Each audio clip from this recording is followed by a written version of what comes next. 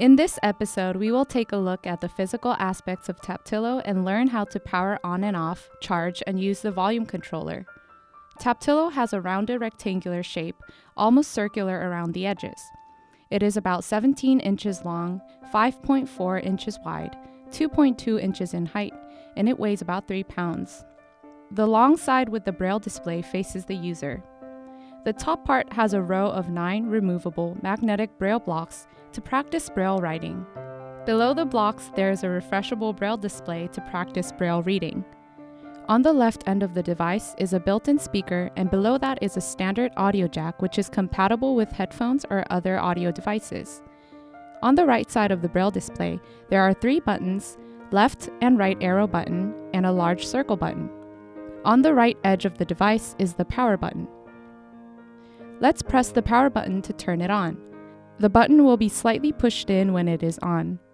Wait a few seconds until the braille display starts moving and you will hear the audio instructions.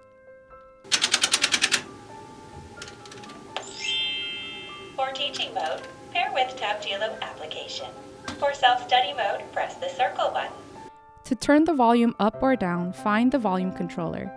From the power button, slide your hand upward along the edge until you find a toggle switch. You can adjust the volume in 3 levels. When you push to the left, the volume will increase. If you've waited for more than 15 seconds after pressing the power button, but you don't hear anything, the device may need charging.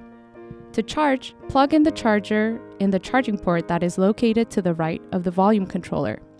We recommend charging the device in full before you use it for the first time. To charge it in full, it takes about 5 hours. To check how much battery is left, you can check the LED indicator above the arrow buttons on the right.